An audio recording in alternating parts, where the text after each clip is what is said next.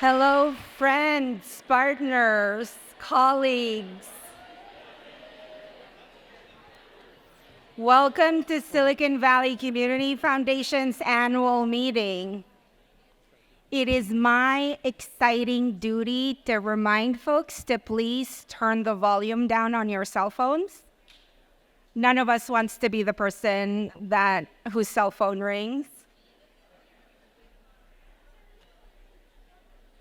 Hi, for those of you that don't know me, my name is Pilar Lorenzana. I am Silicon Valley Community Foundation's Vice President for Strategic Initiatives for Housing, Financial Stability, and Early Childhood and Learning. I am so grateful, and on behalf of our entire team, we are so excited and very grateful that all of you are here with us today, and this is how you decided to spend your afternoon. We also want to thank our sponsors. We appreciate all the support and generosity, and I especially want to call out Skull Foundation for their support for this afternoon's annual meeting. We are all on these gorgeous grounds.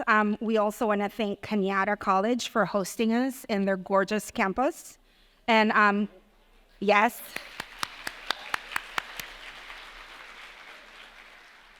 we're going to hear from Kenyatta College President Kim Lopez in just a few minutes.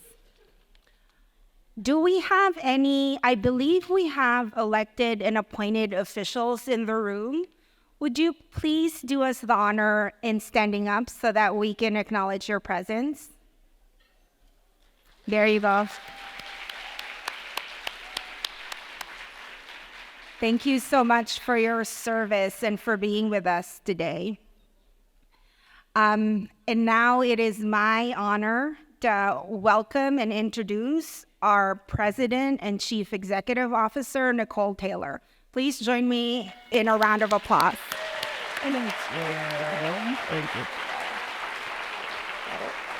Thank you, Pilar, and welcome everyone to our annual meeting. In these difficult times, it just warms my heart that we can gather together in our community and sharing our common humanity. So thank you for being here. I'm really looking forward to today's program.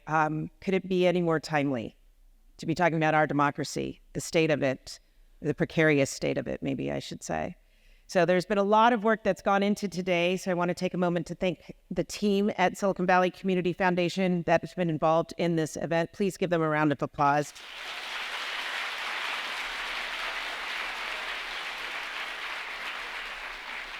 And I am happy to announce, with great pleasure, our incoming board chair, Greta Hansen, who will begin as our board chair on January 1. Greta, please come out so they can see you and I can brag on you a little bit.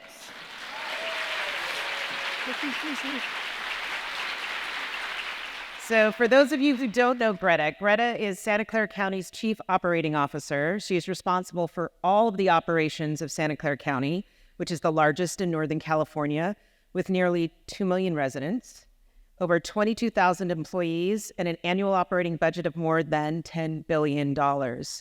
She's also the first woman to serve as the county's chief operating officer, and so we are very excited about that. So, welcome, Greta. Thank you so much, Nicole, for that lovely introduction, and welcome, everyone. I am Greta Hansen, and as you heard from Nicole, I'm the incoming chair of the board of the Silicon Valley Community Foundation, and on behalf of everyone at SVCF, I'm thrilled to have you join us today on the beautiful Kenyatta College campus for our annual meeting.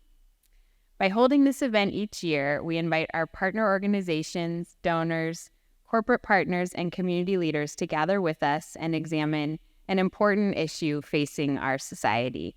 And today we'll also share some of the latest information about how SVCF is listening to and serving our communities. There's an unmistakable energy when we come together to discuss important topics affecting people in the communities we serve and across our region, specifically in San Mateo and Santa Clara counties. In my mind, these in-person exchanges of greetings, ideas, and stories have become so critically important. Having these connections helps us better as serve one another as neighbors, be better citizens, be better stewards of our precious but sometimes fragile democracy. Over the past few years, people have been working collectively in our local communities and across the country for racial equity, stronger democracy, safer streets, and incomes that allow every resident to live with dignity and build a better future. And right now, a national election is approaching, as we all know, and our democracy and many aspects of our social fabric are stretched thin. That's why there's never been a more important time for philanthropy to help ensure that community voices are heard. For example, philanthropy can and should play a critical role in supporting local efforts to engage young and first-time voters. It should also help community members have a voice when decisions are being made about the future of Silicon Valley.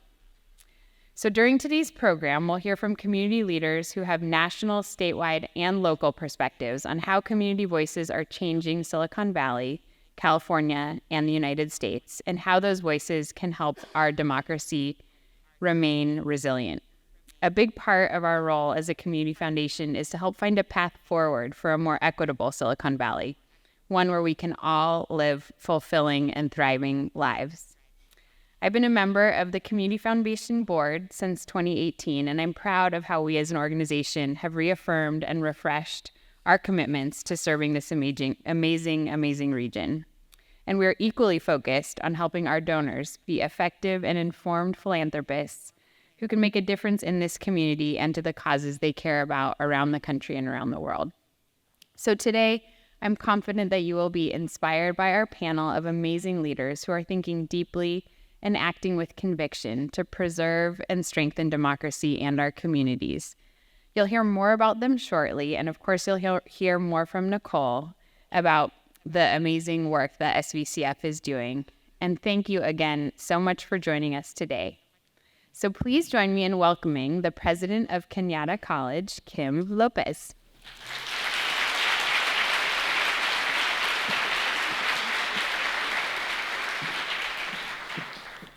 Oh, wow. Look at all of you out here. I just love seeing so many people in Kenyatta College Theater. Good afternoon, and it is with great pleasure and excitement that I welcome each and every one of you. Your presence is deeply appreciated, and we are thrilled to have you on our beautiful campus. So I'd like to thank the Silicon Valley Community Foundation for choosing Kenyatta College to host your annual 2023 meeting. And now I get to share a little bit about Kenyatta College. I can't waste this opportunity with all of you here in our theater. So for over 50 years, Kenyatta College has proudly served Southern San Mateo County. We provide enriching and life-changing educational opportunities for the residents in our community. As you can see, our campus is not just a place of learning. It's a welcoming space where students and community members come together to exchange ideas, support each other, and collectively work towards a better future. Kenyatta College is dedicated to enhancing economic mobility for our students and the communities we serve.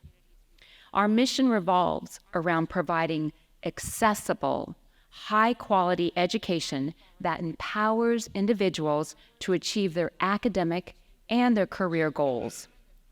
We believe that education is a pathway to greater economic opportunities, and we are committed to serving as a catalyst for positive change in the lives of our students and in the communities that we serve. You may have heard that just this past year, San Mateo Community College District was successful in passing legislation which allows us, the only one in the state of California, to provide absolutely free college for all of our students. Thank you. Thank you.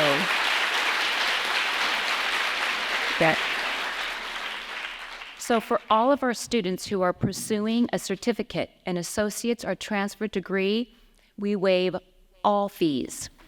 It's a big deal. We are also able to provide textbook, technology, food, transportation support for all of our students who are in need. In addition, for the past few years, and this is due to the generous support of our community, at Kenyatta College, we've been able to provide on-demand transportation services for all of our students that live in East Palo Alto, Bellhaven, and North Fair Oaks. I know. We're so grateful. We are also starting on a student housing facility just over at the College of San Mateo. Yep. Thank you. Thank you. And here at Kenyatta College, we're starting on building a child development center as well. Also, we actively work to create an inclusive and equitable campus environment where diversity is celebrated and where all individuals have the opportunity to thrive. To this end, we just completed our very first campus mural, which serves to uplift the voices, the experiences, and the identities of Kenyatta College students and transform our campus through the established social justice practice of community engagement and facilitated art. Our beautiful mural is just up over in the quad, and I know after today's event here, you'll be able to walk up, and it's right by your reception. Please take a moment to walk right up to the mural and look at the entire mural. It is beautiful, and it took years for us, it's another story, to get that. Okay. So, in essence, both Kenyatta College and the Silicon Valley Community Foundation hold a shared commitment to making education and opportunity accessible to all. And I look forward to hearing the ideas shared today to address the challenges and opportunities that our respective communities face. Again, welcome to Kenyatta College, and thank you for joining us today. At this time, I'd like to welcome our Associated Students of Kenyatta College President, Juliana Leon Subias, who will read Kenyatta's land acknowledgement and share how the land acknowledgement was developed. Thank you.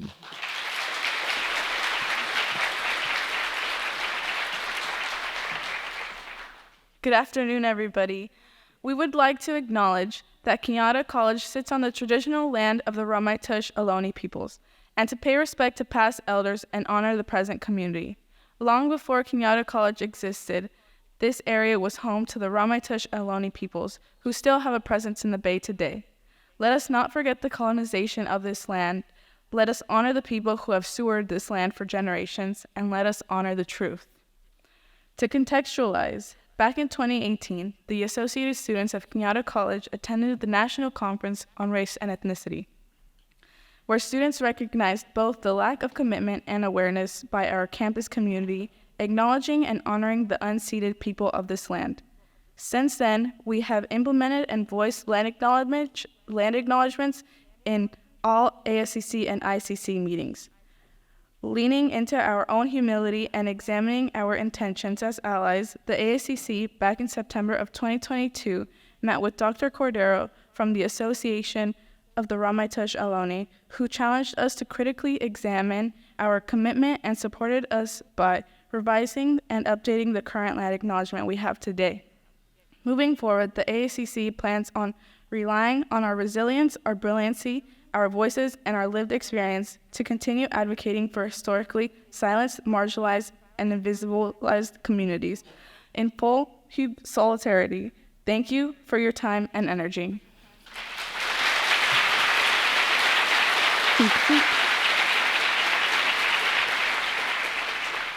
Thank you, Juliana, for that land acknowledgement.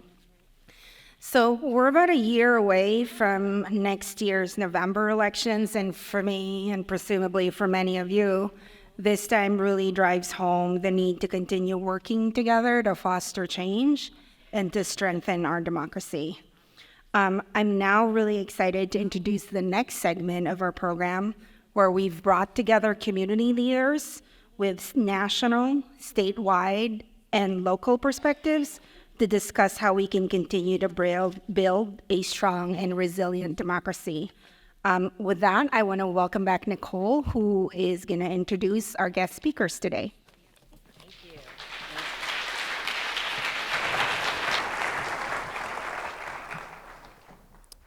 Takes me a minute. Okay, here we go.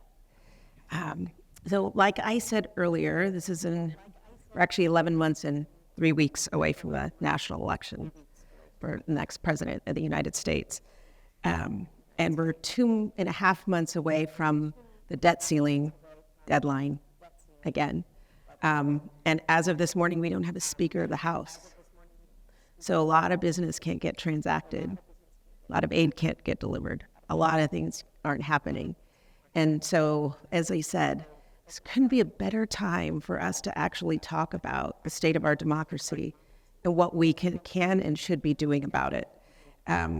So this panel I'm really excited about it. I think it's going to, be sobering, but also inspirational, because we have some leaders who have solutions. They've been in conversation with other community leaders that have solutions.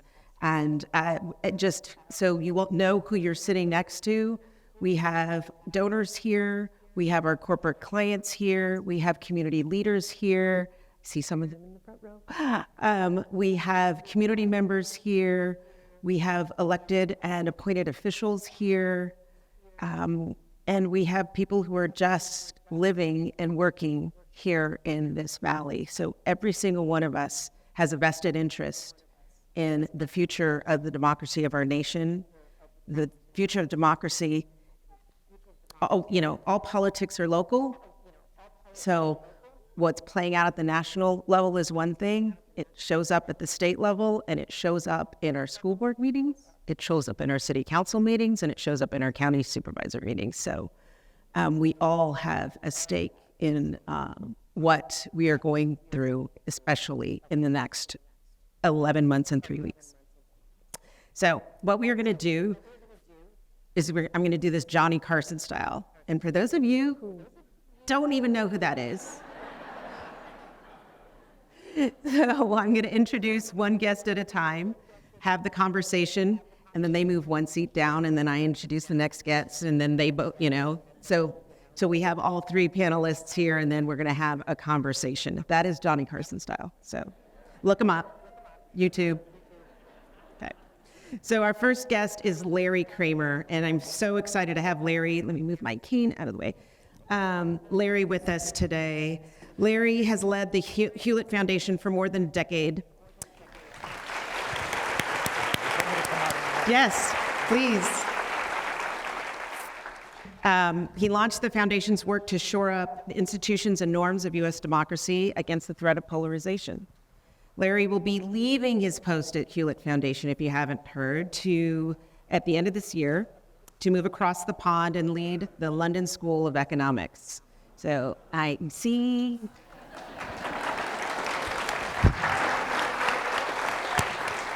Yes, that sigh.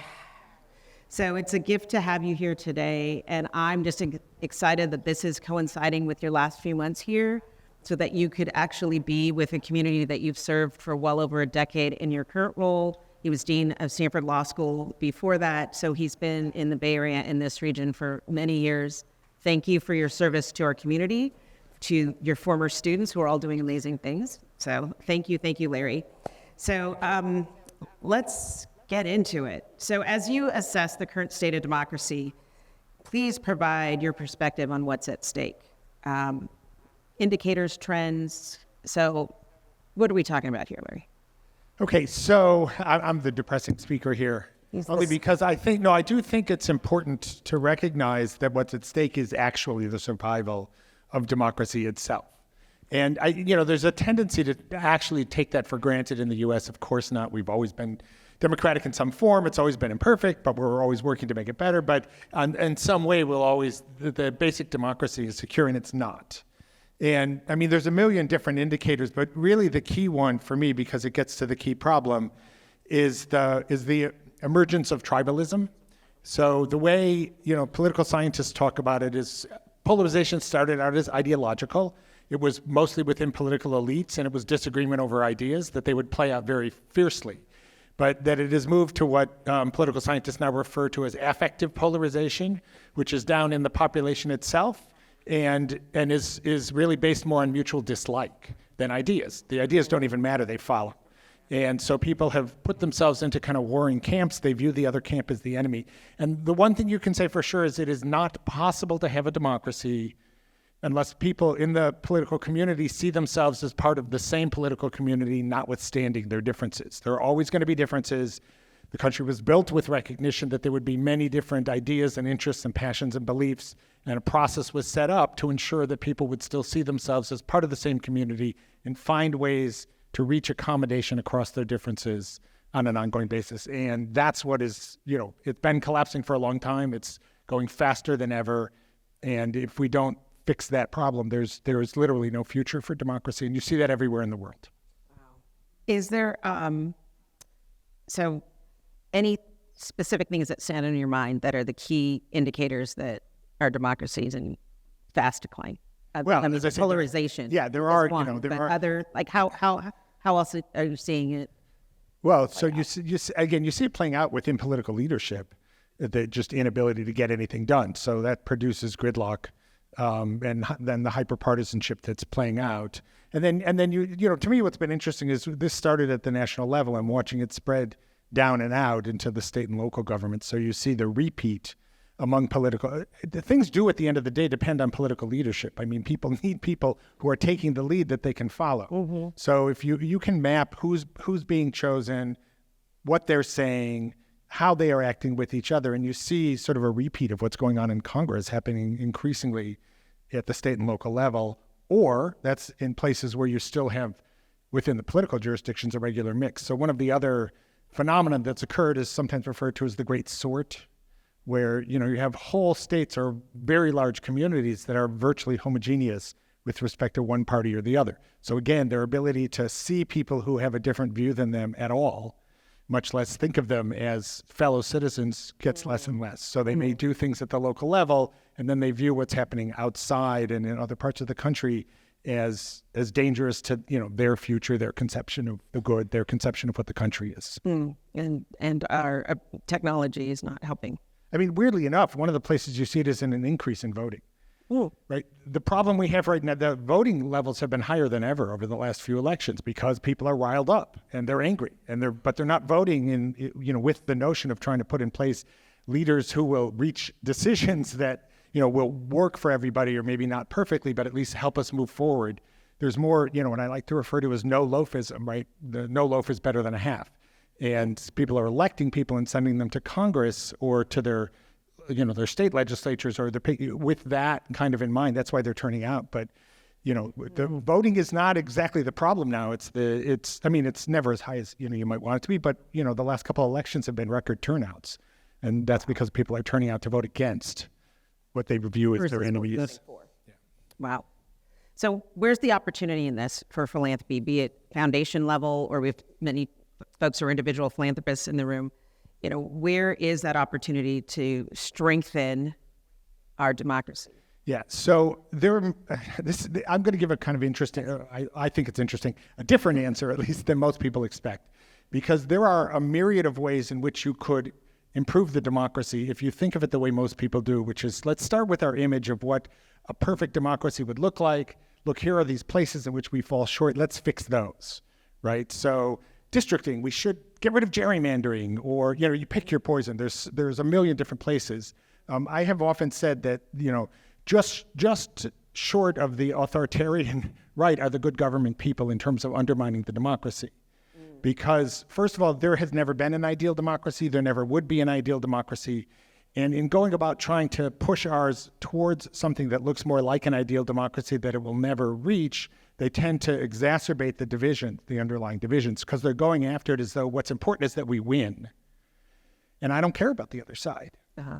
And the point I'm making is that there is no governing in a country, in any democracy, without having people across the political divide agree with each other at least enough to govern, right? And share enough of a commitment to the country that they share to move it forward. So bad philanthropy, from my perspective, is the philanthropy that in seeking short-term wins actually continues to exacerbate the deeper underlying problem, which is to say there's a myriad of places then in which we can, making voting easier is a good thing, right? Improving districting is a good thing. All those things are fine. Many of them would be really positive if done in a way that is designed to appeal, including to people on the other side of the divide, right? To make them feel like you recognize them as people and want to be part of the same community with them. So for me, it's more about the how than the what. Yeah. And So what's the how? So give an example of maybe what you've done at Hewlett. Sure. So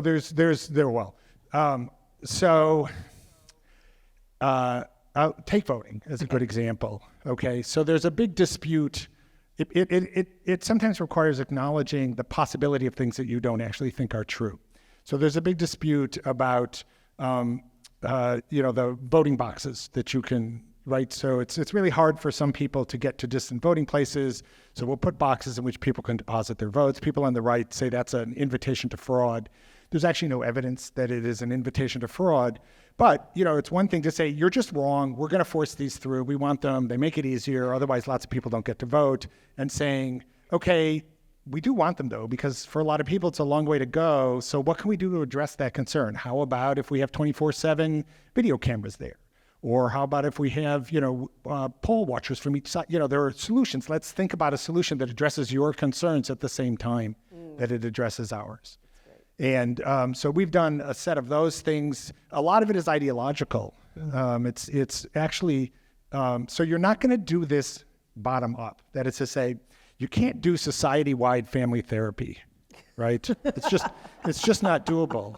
But it's important to recognize that political leaders do take their signals from voters about what they should do, but voters take their signals from political leaders about how they should feel about it. So a lot of the work is also, we've supported a lot of work to help train and bring in a cadre of political leaders, both Democrats and Republicans, who are pragmatic in their approach, who aren't no loafers, who accept actually the idea that progress and getting half a loaf is actually better than no progress at all. And so there's a lot of work along those lines. There's a lot of work to get people to talk to each other and see each other, not ordinary citizens, because the problem with ordinary citizens is, like, you do that and then you go home and you turn on the same TV stations and you read the same papers and you talk to the same friends and you slide back. But with political leaders, it's a small enough group that you can make this a relatively steady part of their experience and daily work, and then they do begin to cooperate. And we have a lot of evidence of that. That's great. So I'm going to bring out our next guest. So you have to slide down, Larry. Thank you. Let's hear it for Larry.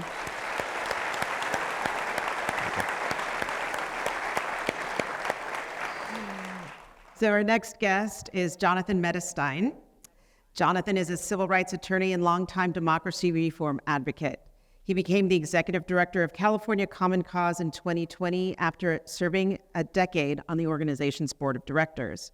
Previously, Jonathan was the head of the Voting Rights and Census Program at Asian Law Caucus. Jonathan, please join us.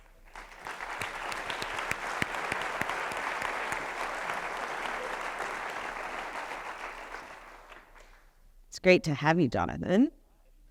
So, just grab the mic. To get started. So you just heard what Larry had to say. I did. So what are your observations? Terrified. Hey, thank you. Thank you. Yes. What does this mean for California? I mean, because you work statewide. Right.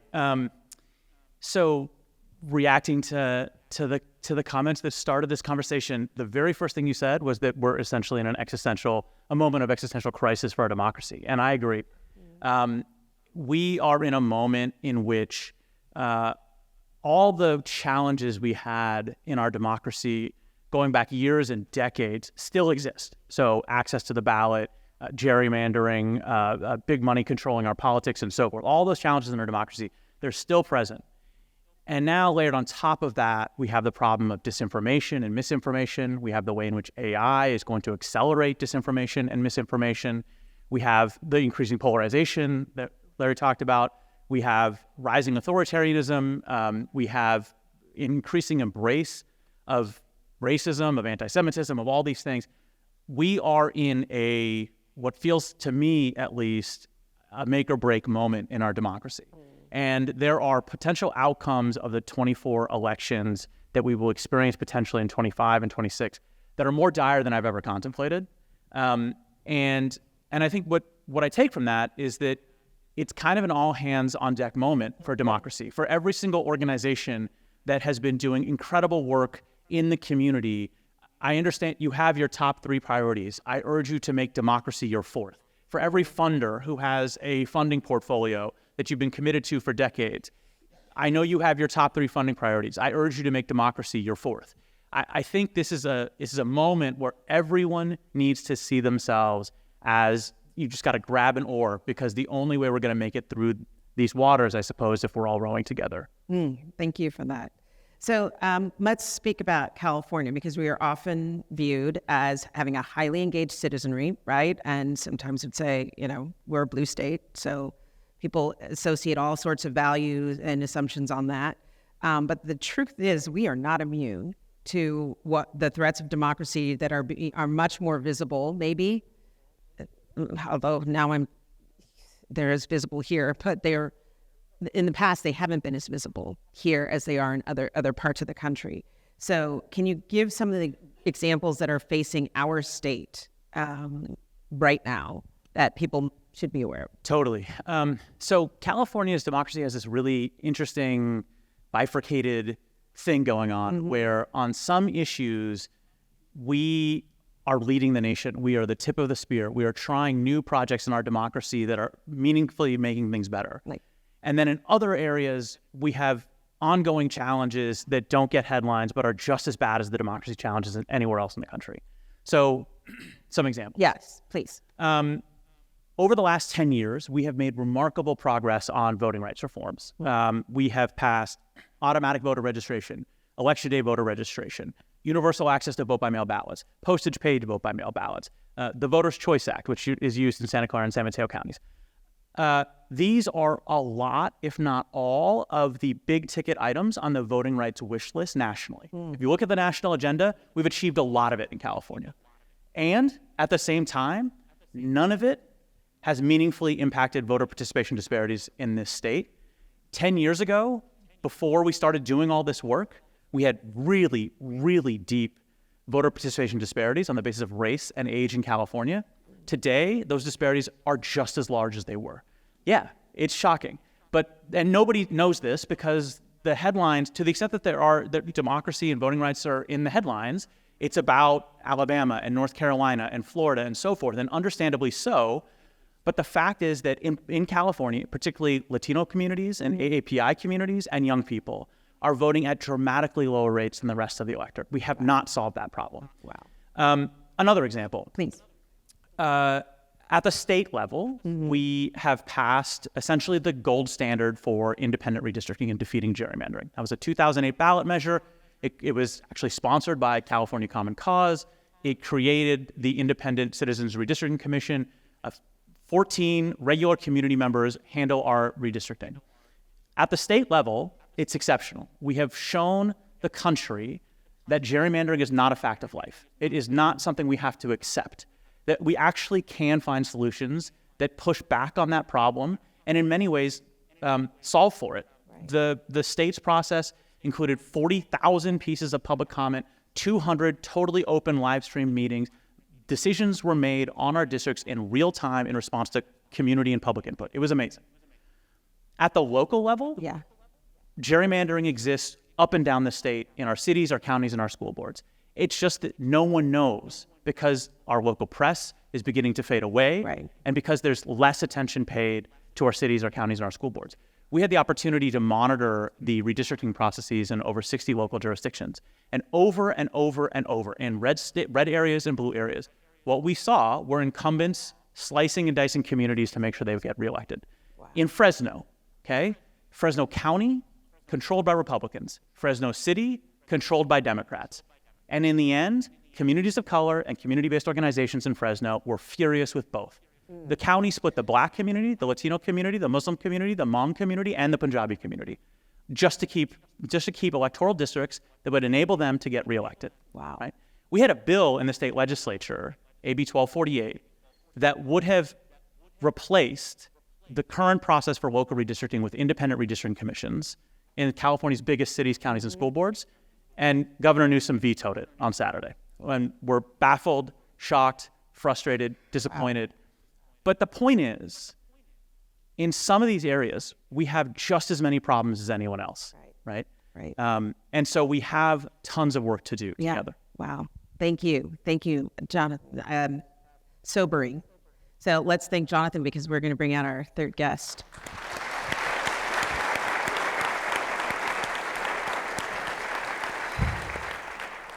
So let's welcome Gabriela Chavez-Lopez, also known as Gabby. Gabby is the first executive director of the Latina Coalition of Silicon Valley. She is a community, yes. She is a community catalyst, passionate about uplifting and championing voices around challenging issues in our community, particularly those that disproportionately impact Latinas and people of color. And today is Gabby's birthday. I know. Gabby, come on out.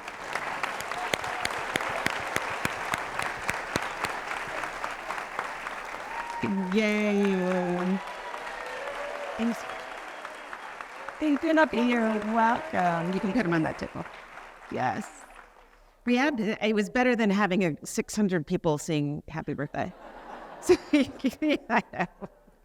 I could have tried, but that would, yeah. I appreciate that. Good. Thank you. My community sustains me. They're so loving, and I'm so grateful to be here. Oh, it's great to have you. Okay, so drawing from your personal experiences and background, why do you believe it's crucial? I mean, we've got some sobering conversation already. Why do you believe it's so crucial for people to actively engage and stay informed about what's happening at the local level? Particularly in terms of civic engagement and protecting our democracy? Yeah, so I think speaking about our personal experience is a really important place to start. I grew up in California's Central Valley. As many people know, it was the epicenter and the start of the farm worker movement. And that movement, to me, was this just formative example of how folks with little perceived power, when collective, when organized, when they were able to believe in something bigger than themselves, and could really come together and change the world, in my perspective. And so I've seen it happen, and I think there is a blueprint in a lot of these movements. I think in many ways our future is in our past, and I think there's a lot of lessons to be learned. We're out here, we're not doing this work alone. I mean, our organization, we're not just organizations that are, executing on a strategic plan. And I agree, you should add democracy as the fourth strategy. We are building a movement around primarily folks that have not been heard and seen, and are not always spoken to when candidates are running for office because they know we don't turn out to vote. And so I think it's critical that we uplift one another. And there's reasons why a lot of the strategies in order to increase voter turnout have not worked, because they haven't involved trust. And they're making a lot of assumptions about people that if you make it easy, if you help give them a pen to fill out their ballot, if you're looking over and peering over their shoulder to make sure they vote, that people are going to vote. But as community-based leaders, we have something that government doesn't have, that elected leaders don't have, and that's the trust of our community. And we need to make sure that we are consistently showing up for our community, providing resources, providing opportunities to speak to elected leadership, changing hearts and minds around the act of voting and what that means for yourself and your family. And it's our responsibility to paint that picture for our community. Yeah. And we have a huge opportunity to save this country.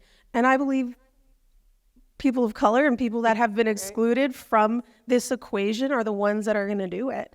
And we have to just wake up.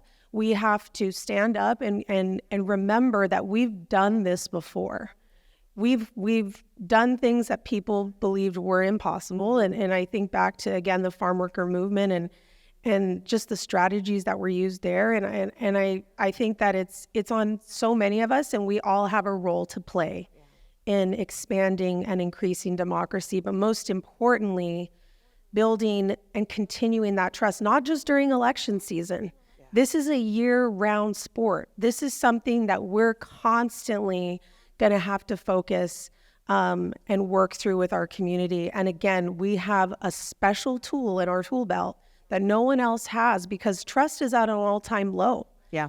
And so who are the trusted messengers to remind people your voice matters, your vote counts, and that your community, if we get together, we can change the narrative and we can fight for morally grounded leadership.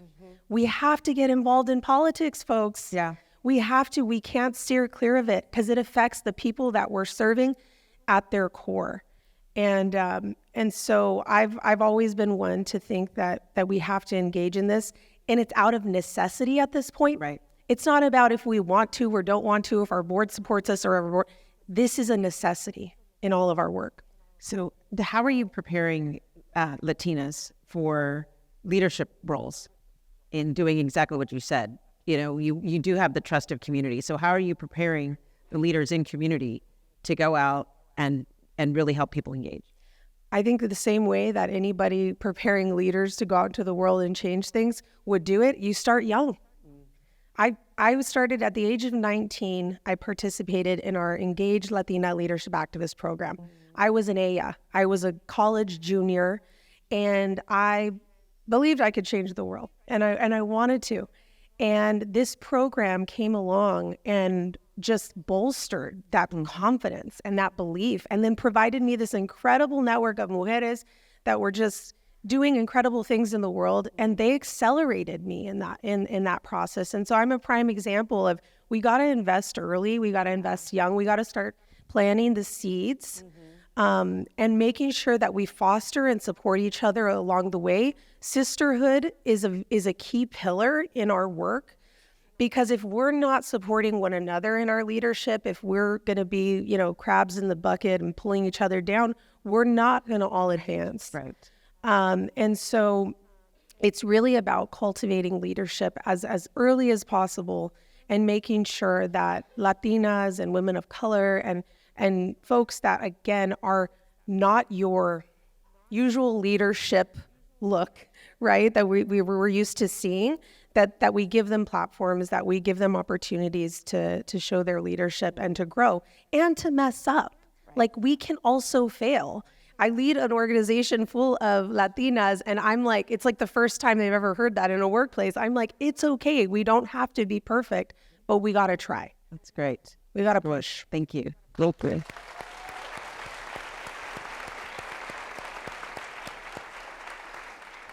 So I'm going to stick on the local level, and then we can get a little broader for any one of you. What does a resilient democracy look like here in Silicon Valley? What do you think that looks like? Go ahead. I don't know exactly. All I know is it's tied to resilient people. I don't think you can have a resilient democracy, because democracy starts and ends with the people. And so if you cannot foster a resilient democracy if you're not fostering a resilient community made of individuals that have the agency to do what they need to do in their lives. And so for me, it's one in which we feel that our voice matters, that we're being seen, that we're being heard, that we have representatives that share our values, that are prioritizing the priorities in our community that matter to those most impacted. And I think that's, to me, what a resilient democracy is: an educated, healthy community that's coming together and participating. And voter rates are high. We make sure that people are engaged. But I also think that our elected, we have a representative democracy in particular. And so we got to make sure that our representatives are the best and most equipped to carry out the needs of our community. And so that's why I do very much agree that we need to get involved at the campaign level and in the politics of it as well, because it's all part of it in the trenches. Larry, Jonathan, anything you want to add? Yeah, I want to echo Gabby's point about trust from a second ago.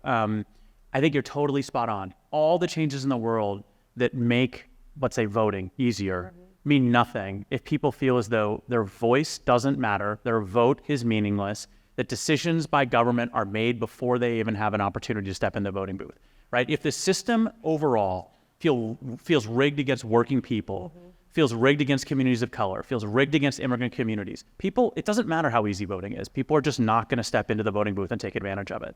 So I think a resilient democracy is one in which people feel as though they can participate, but also if they participate, it will impact something, right? So let me tell you about democracy dollars. So democracy dollars is this idea. Gabby and I both are super into it right now. Shout out working partnerships. I'm sure you're here somewhere, local leaders. So democracy dollars is this idea. It's only been used in Seattle to this point, in which the city sends every adult resident, 4 $25 democracy dollar vouchers that you can only use to donate to city council candidates or school board candidates. The idea is to turn every household into a donor household. Now, all of a sudden, right, politicians who are ignoring certain families, communities, neighborhoods because they're not registered to vote or they're never going to donate, now all of a sudden it's worth knocking on every single door in the city. It's worth phone banking to every single home and every single adult, right? The results from Seattle are stunning. A dramatic increase in the number of small donors, an increase in the diversity of donors, an increase in the number of candidates, an increase in the diversity of candidates, and huge impacts on first-time voter turnout. If you are an unregistered but eligible individual in Seattle, and you give at least one Democracy Dollars voucher to a candidate, you are 11.7 times more likely to vote in that election than a similarly situated person who doesn't give a Democracy Dollars voucher. Why? Because now all of a sudden you have a voice. It feels like your city cares about what you have to say. There's no magic bullet for our democracy, 100%. I mean, absolutely not. We need every single solution possible.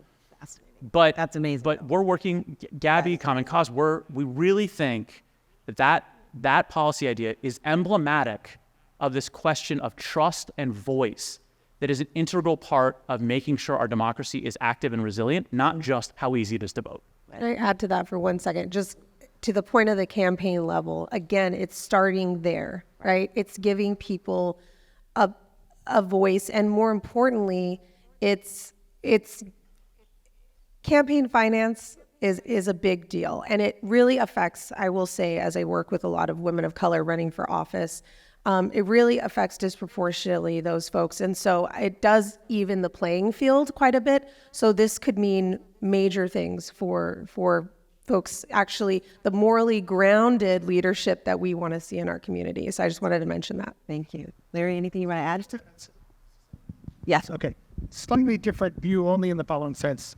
To me, a resilient democracy is a democracy that has political leadership that can and does compromise. Democracy is compromise, period. Without it, it won't last. So none of these things, higher turnout, will matter unless people at the end of the day feel like, and they're doing things that actually serve my interest to some extent, right? Right. And so you can even take the Bay Area as an example. Take an issue that doesn't cut across the lines that we're sort of all assuming here, which are either race, gender, political ideology. Take housing in the Bay Area.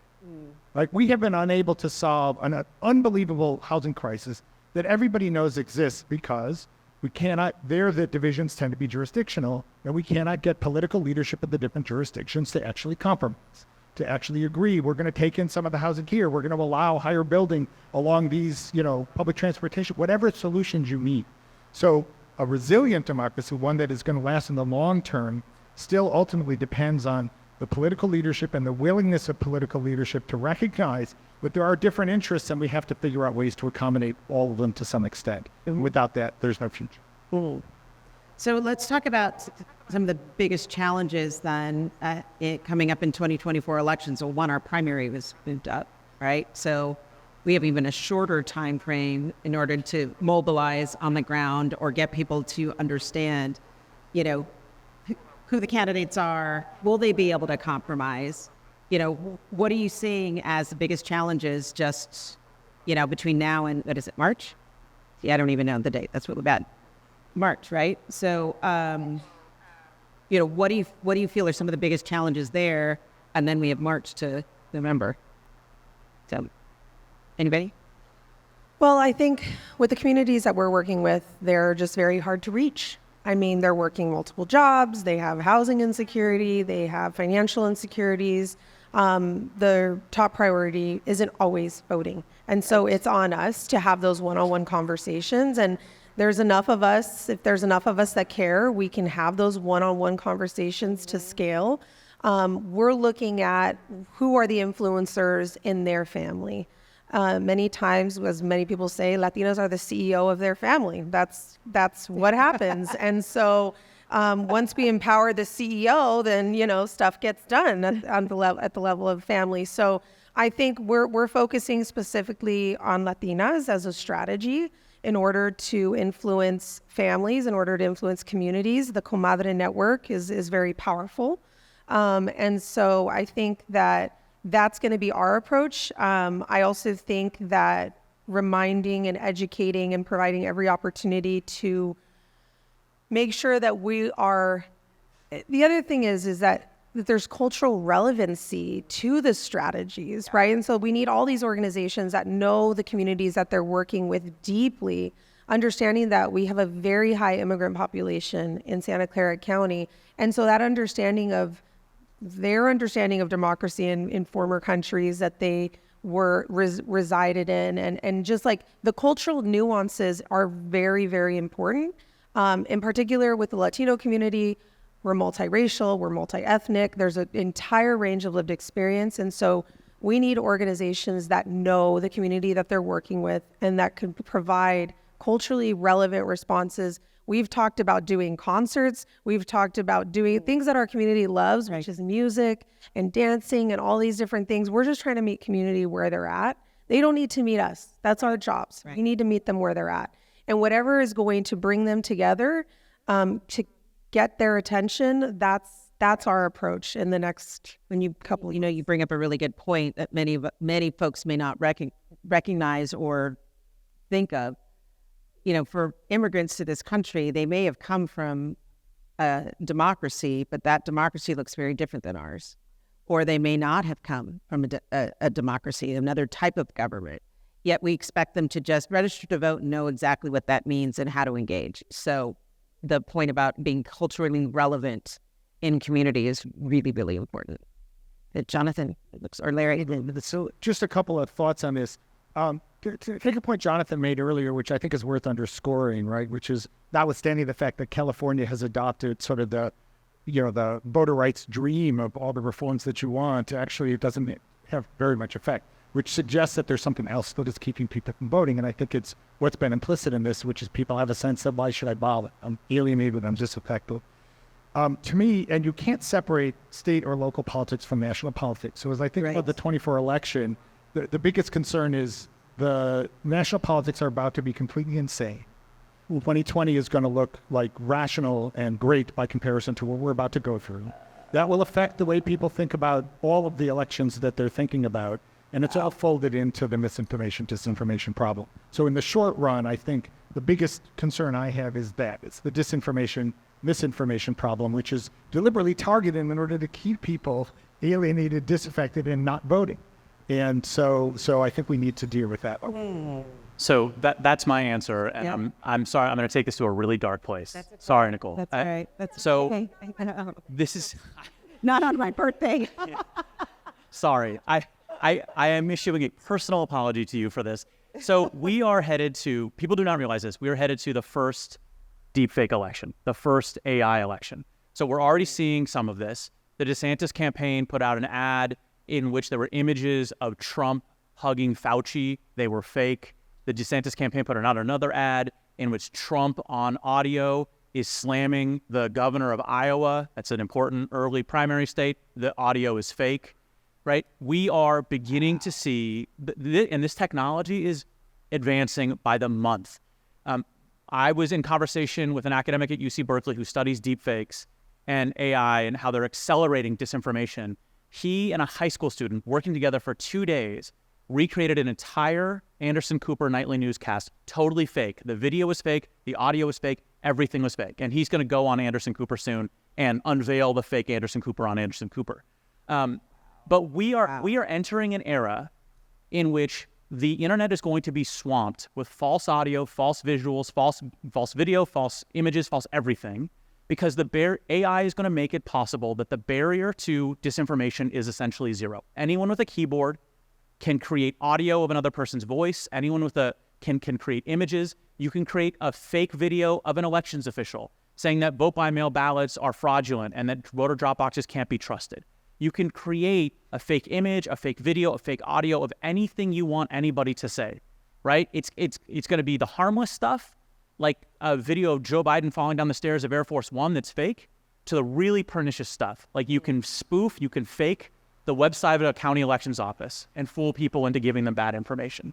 This stuff is really dangerous, and it's coming at us, and we do not, as a society, have the tools we need in order to, like, our pardon my language, our bullshit meters are not appropriately calibrated for this problem. I know, it's right? true. It's true. And so we're creating a new institute. It's called the California Institute for Technology and Democracy, and we're trying to bring together people from tech, from academia, from law, from public policy, from all of these fields to begin thinking through a policy platform on AI and democracy. Because like we talked about this earlier, if you ask me about the voting rights policy agenda, I can give you 6 solutions. The redistricting policy agenda, I can give you 4. No one has a policy agenda for this. It is like the wild. Larry does. Yeah, no, I know. I mean, like there are isolated people who have isolated solutions, and like you can grab one idea from one person, one idea from another person, but there is no consensus agenda in the way that there is for the rest of our democracy. Right. That's what keeps me up at night about the 2024 elections. Wow. Larry, what's your Just one small point about that, because I don't actually disagree, and it is a complicated problem, except for this, which is really interesting. We tend to assume, take any technology, we assume like if it does bad things, we can and should regulate it and actually make the bad things illegal. And if you do make them illegal, it actually solves about 95% of the problem. There are still some people, of course, who violate the law, and then you can just focus on what we call in technology attribution, figuring out who it was. We have this weird assumption when it comes to information technology that if we can do it, we kind of have to allow it and live with it, as opposed to saying, you create a deep fake like any of these, you go to jail. Now, somebody might still do it. We just have to find those few people. For instance, the DeSantis campaign will not be producing deep fake videos if actually Ron DeSantis is at risk of going to jail for it. And so like, you know, people commit murders. But if you didn't have a law against murder, I promise you there'd be a lot more of them, right? It's the same kind of thing. So a first easy step, it doesn't completely solve the problem, but a first easy step that would take us very far would be simply to say, we don't want it. We're not going to allow that. Europe, by the way, has gone in this direction and has actually, already before us, they're dealing with AI now. But in the regulation of a lot of the disinformation, misinformation around their elections, they are light years ahead of us and have had much greater success without completely solving the problem for sure. Can I agree and disagree, but I'll be brief? So Sure. I promise I'll be brief. Yes. So the difference between Europe and us is that they don't have a First Amendment and we do. And so, like, putting people in jail for creating a deepfake, I mean, I know you were being hyperbolic, but we have these limitations, right? Like, shouldn't be hyperbolic. So, but it is true, actually. Our First Amendment law, current American First Amendment law, is a problem, right? It was written for an era in which the technology was such that the vast majority of people would never get exposed to bad speech. No right is absolute. All rights rest on implicit cost-benefit analyses. And the cost-benefit analysis that underlay the free speech law that was created in the 1950s and 60s, it wasn't like that earlier, was under a certain kind of technology that now has changed. So we do need to push the boundary on. Where I totally agree with the point that you made a moment ago is that for all of these products in the real world, they are regulated, there are standards, they are inspected. Before you get on an airline, you know that airline has met federal standards and has been inspected. Before you take medication, you know that it has been inspected. If you eat a vegetable, you know you have confidence in the process that brought that vegetable to your grocery store. With technology, it is as if for some reason, technology companies get to create products and then there is no oversight, regulation, or inspection of any kind to determine if they're good for our health, if they're good for our mental health, if they're good for our democracy, or anything of that nature. We need to have a much more muscular approach to regulating tech and social media platforms if our democracy is going to thrive. Then we're getting to agreement here. One last small point, which is the change in law that's required is actually pretty small. So what we're talking about is speech that the person who produces it knows is false. And you can actually already outlaw speech that is either knowingly or with reckless disregard to the truth false, but only if it's about a public figure.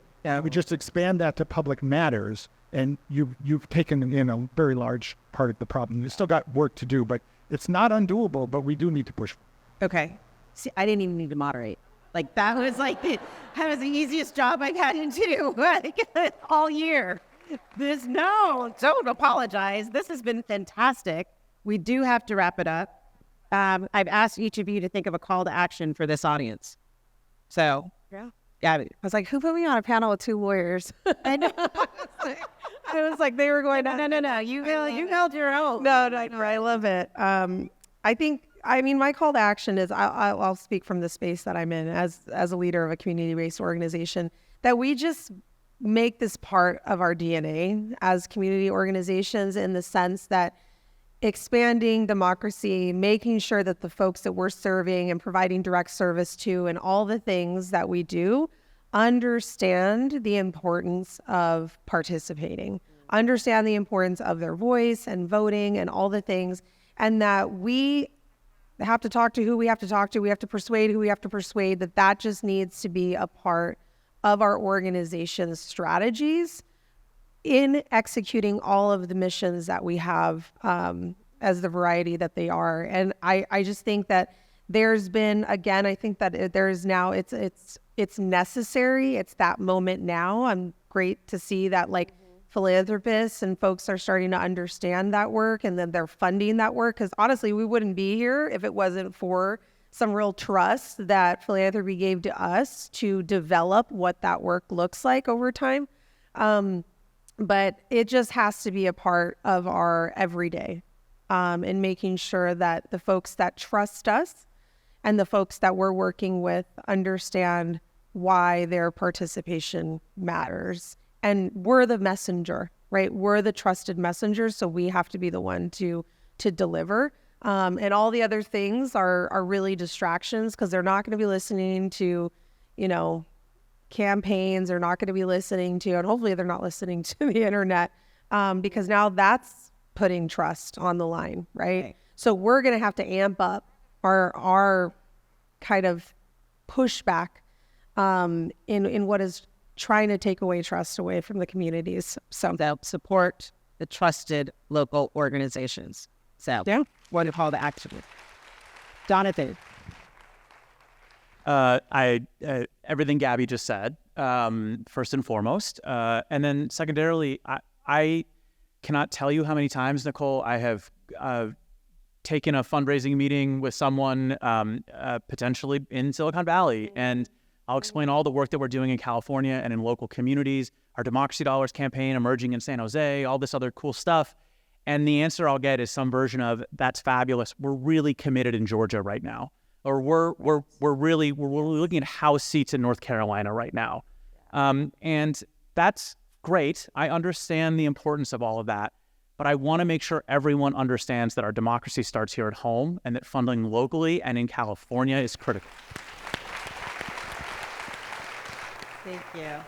So, I think I would start with what Jonathan said earlier, which is whatever else you're doing, make democracy a part.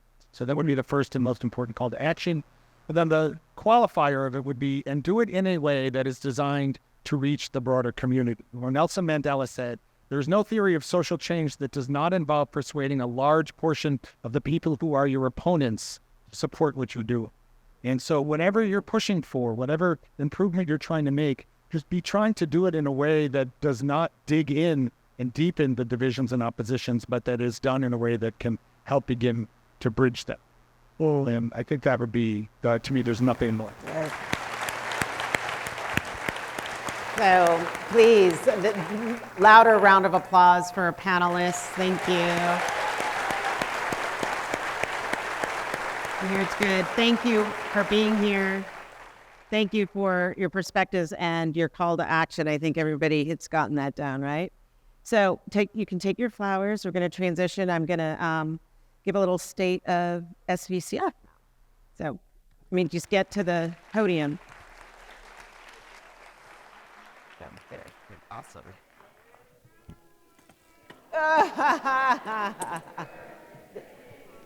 Do you Happy birthday, dear Gabby.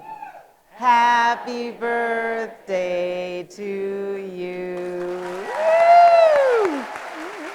Yeah, you can go out that way. Thanks.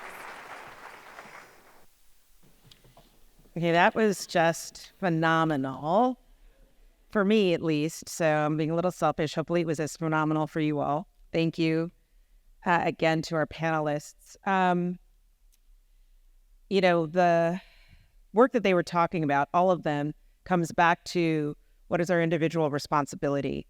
What is our responsibility in our communities? What's our responsibility in our state? What's our responsibility in our country? One of the reasons I've been in community philanthropy throughout my career is because that's the heart of what a community foundation could and should be. And so December will be the end of my 5th year, which is very, why not, right? I can't do that. Thank you. Those COVID years, we kind of lost 2.5 years in there. So, one of the first public speaking event that I did like 2 weeks after I started, it was actually Life Moves that was on stage. And Aubrey Barrios right there. And so I was asked, why did you take this job? What do you want to do? What's like your one goal? And I said, well, to put the community back in the community foundation. And it really resonated with the entire audience. And to me, it felt so critically important, one, because I've been in this field for a long time. And it also, I wanted to make sure that this organization would be your community foundation, that we would put community at the center, community voices at the center. And remember, community, yes, our community leaders, community-based organizations, but our donors are also community, right? Our public officials are also community. We are all in community together. And I've been striving to lead this organization where we could actually listen, learn from, co-create, engage, coerce when needed, to move our region forward to be better for everyone who's in it. And I'm hoping that you're seeing the difference. And this is not about me. This is about the incredible people who have been at this foundation. We had a good foundation to begin with that we just lifted up some of the important work that was being done. We've had incredible board members that have been with us as we've been on this journey over these last 5 years, and we've had all of you. So I just want to thank you for the support and the trust that you've given us, the responsibility to be your community foundation. So thank you.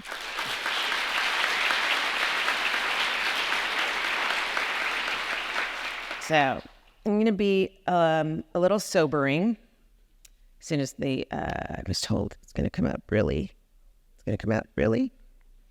Let's try. It's thinking. I'm going to was going to start with some statistics in our 2 counties. There we go. So I think we all know this, but I just want to ground us in the reality that we are living in the most inequitable region, definitely in our state, and some would say in this country, that the financial inequality has grown twice the rate of anywhere in California. That's pretty staggering. There have been, as we think about the top 16% of households that hold the vast majority of the wealth, and over 50% hold such a small number, such a small percentage. That's really, really critical for us to think about. Some of what's not on this slide is over 11,000 people in our 2 counties are experiencing homelessness right now. And in San Mateo County, there's a shortage of 17,000 childcare slots. So how is a parent, let's be real, how is a mother, because that's where the burden falls, let's just be real about that, supposed to go to work and earn enough if she can't place her children in childcare? What does that mean for that family? So this is the reality of what we are dealing with in our 2 counties. And we are at a really critical inflection point. And if we don't wake up to this, our democracy is at stake. And if we don't wake up to the reality of what's happening in our communities, as Gabby said, voting is not going to be on their mind. And they are going to be left behind again. Not only that, we're going to have fewer people engaged in building and rebuilding our communities. So one of the things that we did in my first full year is we really focused on a new strategic direction. So some of you have seen this. We have a vision that there's an economically secure and vibrant future for everybody who lives here in Silicon Valley. And our role and responsibility is that we connect people, ideas, and resources, ensure equity and opportunity for all. Again, us being your community foundation. We also developed 4 what we call strategic pillar goals. And these pillars became our North Star. That happened right as COVID hit, that we had decided what our future, our next few years were going to be. And we leaned into them heavy over the last 3 years. And what I want to do is talk about what we've learned over the last especially 3 years and what we're doing to move forward, to help your community move forward.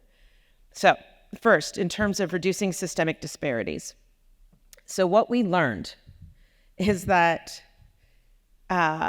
we really needed to focus on some core strategies, some core efforts that allows us to improve equitable outcomes for everybody, that we had to focus in order for our work to really matter and help you move the needle.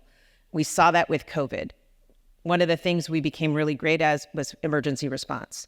And we also learned that people rally when there's a spotlight on what needs to be changed or how they can help. The other really key thing is that last bullet point. We have adopted an equity lens. Everything we do is through this lens of equity. Everything that we try to accomplish in this community has to have that equity lens. Whether it's income inequality, whether it's, again, 17,000 child care seats that are not open. Well, guess what neighborhoods and communities those are in, right? So everything we do, we learned that we had to have this equity lens. So what are we doing? So one of the key things we're doing is we realize that we have a platform where we can help break down barriers. And financial security is an underpinning and a grounding in just about everything that we do. And we're diving deep on issues specifically of housing and early childhood. All are inextricably linked. We just talked about the child care piece. The people are not housed. How are they going to survive? You know, I'm looking at Pastor Baines, who has had a safe RV parking lot for families in and around East Palo Alto. If these families aren't in a place with a roof over their head, where they can feel secure, how do we expect them to engage? How do we expect them to thrive? You know, I'm saying something that I think we all know because it is in our faces each and every day in this valley. So we are doubling down on all of this work.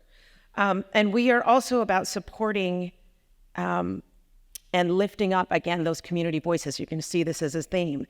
How do we support them? How do we co-build solutions? The people closest to the pain, the people closest to the issues, the people closest to what is happening in their communities usually know what they need in order for their communities to be better, in order for their communities to have the resources they need. We need to listen. We need to work with them. We need to lift their voices so other funders can hear them. So our donors can understand this is what our community wants. This is what our community needs because they're telling it to us. They're holding us accountable for this.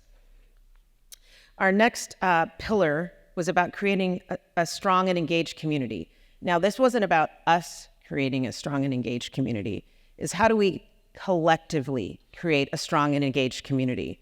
Many of you have heard of this term, trust-based philanthropy. That is, that cane. That is, I'm so tired of it. That is a kind of a term of art right now in philanthropy.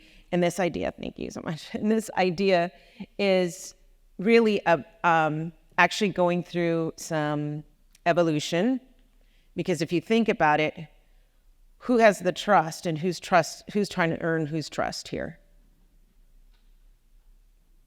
Right? So the many funders are thinking about, okay, trust-based philanthropy actually should be a two-way street. It shouldn't be the person with the resources, oh, well, I now trust you, so you get my resources. Well, that's great, but what is the relationship? How are they trusting you? How are you just going to give the funds and walk away?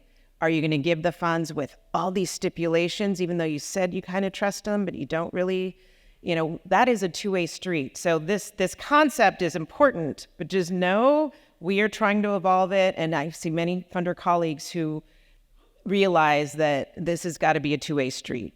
The funding aspect is just one part of the ecosystem in terms of moving our community forward. So big issue in terms of lessons learned. Community voice, I've talked about it, and it shows up everywhere because it is so critical and key. And we've also learned capacity building and leadership support. The people who think about the folks who led community organizations, fed people, PPE, like all of that, got people vaccinated, all of that, fed kids, all of that. The burden fell on community-based organizations and their leaders. They are tired, people. They are tired. They need our support. They need our help. We have a team at the Community Foundation that is leading our capacity building and leadership area. We take these folks, we take cohorts of our grantees on retreats where they can actually just be and breathe and be in community with each other. They need to be restored. So just keep that in mind for those of you who are thinking about the organizations that you support. You're expecting a lot from them, but recognize they did an outsized amount of work over the past 3 years, and it's not over. So just talking about what we're going to be doing, which I basically just did. One of the other things that I want to point out, our Community Advisory Council, if you are in our Community Advisory Council, can you please stand up? I know there's some of you here, or raise your hands. There we go, there we go, there we go. So early on, I told the team that I wanted a Community Advisory Council that would really be not a tokenized gesture of bringing community voice into the Community Foundation. And so we have over 20 community leaders, all of color, who hold my feet to the fire. They keep it real, and they keep me honest. They keep our team honest. They help us review grants. So they work alongside our program staff as we make grants into community. We meet. This was going to be a pilot, so it was a pilot for about 2 years, almost 3 years. They now have a charter. They have decided how they want to self-govern. They are a critical part of the infrastructure of the Community Foundation as an advisory council. And I bring this up to when I'm in rooms with other foundations, and they're like, well, how did you do that? I said, we just did.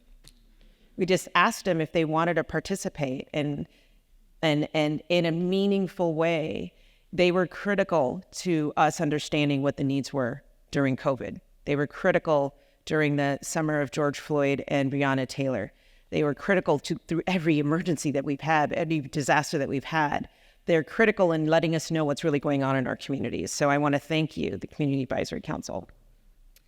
Our next pillar, building a culture of effective philanthropy. So this is one that we realize we have significant assets. We have incredible donors who are with us. We learned that helping to aggregate funds on particular issues really helped people give easily in areas that they may not focus on with their individual philanthropy or if they're a foundation, they may not focus on it, but they know that they can give to our aggregated funds. We saw this in COVID, that it just made giving and philanthropy easier. And again, a key role for community foundations to play. We also want to help our donors be the best philanthropists they can be, meeting them where they're at, understanding what they care about, understanding where they're giving, bringing them ideas of what other organizations can fit into the goals that they have. So this is something that it's been really phenomenal and just building those relationships. It's taken a long time for us to get there. So our donors in the audience, thank you for your patience as we've rebuilt our teams and then really reaching out to you and understanding who you are, what you care about, where you want to give. And another thing is championing general operating support. I always say to people who invest in companies, yes.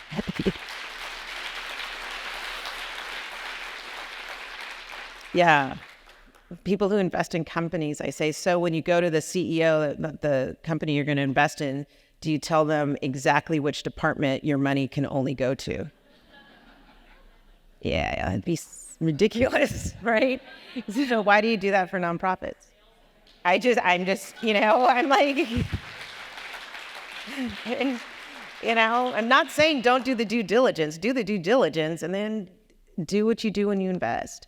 And also don't just walk away. Like maybe there are things you could provide by leaning in to the organization's leadership. Maybe you know about marketing, maybe you know about scaling, maybe you know about some of these things that nonprofit leaders just don't have the bandwidth to build that you can lean into. So I'm just saying.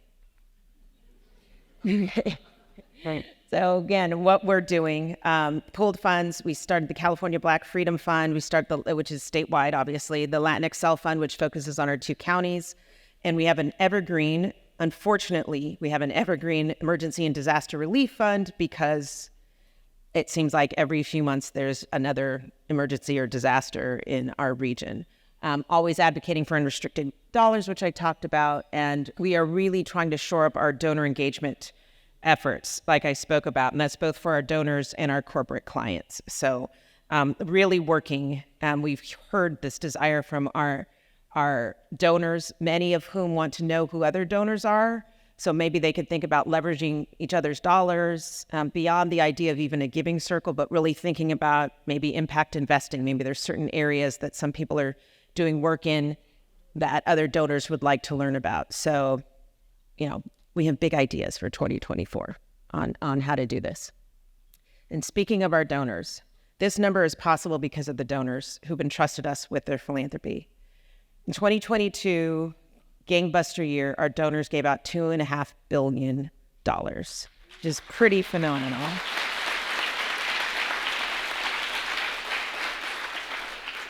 So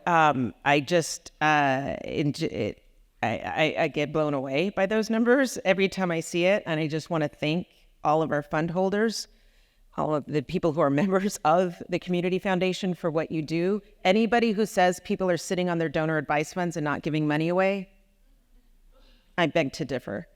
Because of our donors, we're the largest funder outside of government, the largest funder of nonprofits in our 2 counties. We are the largest funder of nonprofits in the 10 Bay Area counties, and we are the largest funder of nonprofits in the state of California. So give yourselves a round of applause for that. And if this wasn't enough, as of September 30th, we've given out over $4 billion this year. That is, again, our donors not sitting on their assets, to make sure I say that right. So the final pillar is really important. You all gave me space, you gave our team space for us to earn your trust back. You gave us space to plan. You lent your voices in our planning. You gave us feedback. I get feedback regularly. I do read my email. People send me email. I read it. I try to get through as much as I can in any given day. because I know you care about your community, you care about the money that you have invested in us with your philanthropic dollars.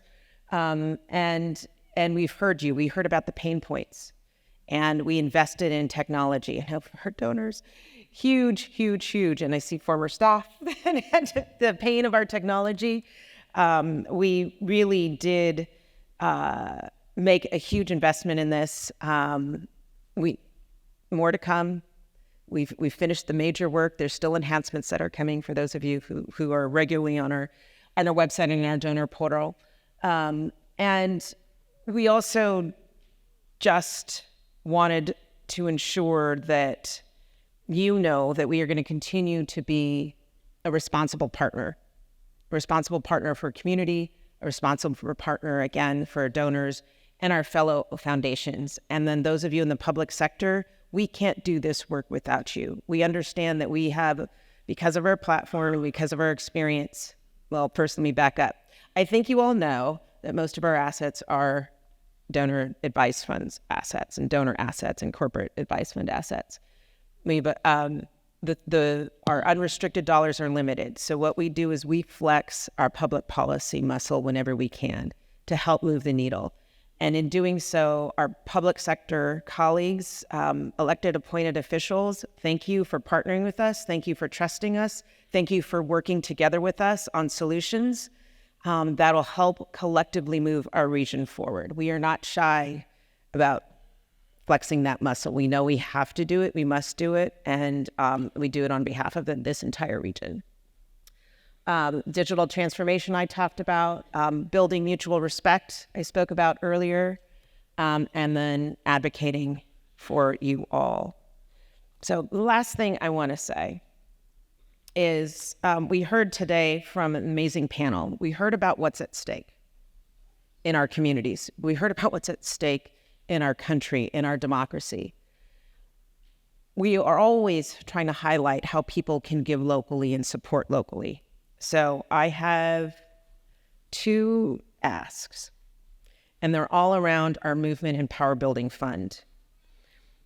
Our Movement and Power Building Fund is really about engaging with community leaders, and giving them what they need in order to access the resources they need, the support they need, and to chart their own path forward, just like most of us in this room have had the privilege of doing. It is allowing them to organize, to mobilize. It is learning from them.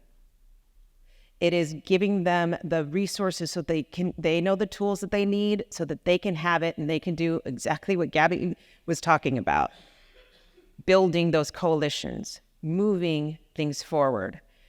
So we've created a Movement and Power Building Fund, and there's some funders who have given to this and some donors who have given to this.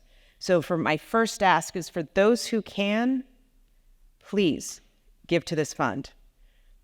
It's particularly over the next 11 months and 3 weeks as we build up to November 2024. It is, you've heard it. I don't have to repeat why. And for the second ask are for those of you doing the work, doing the hard work, the community leaders out there. If you are a community leader in this auditorium, thank you, and we want to work with you and continue to work with you.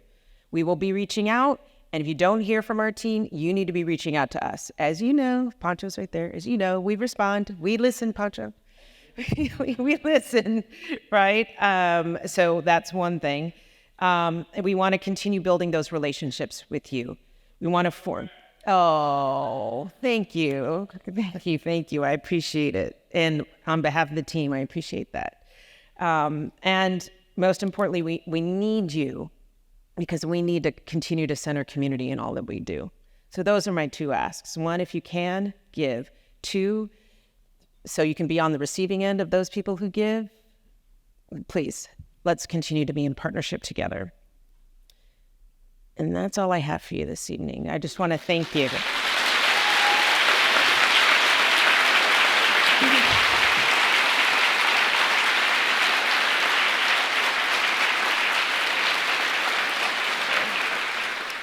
Thank you again to the Kenyatta College team and to our staff, to our sponsors who made this afternoon possible, and to everyone in attendance. There is a reception right out. We have staff who will guide you. So as you leave, please get some refreshments, be in community with each other, and thank you.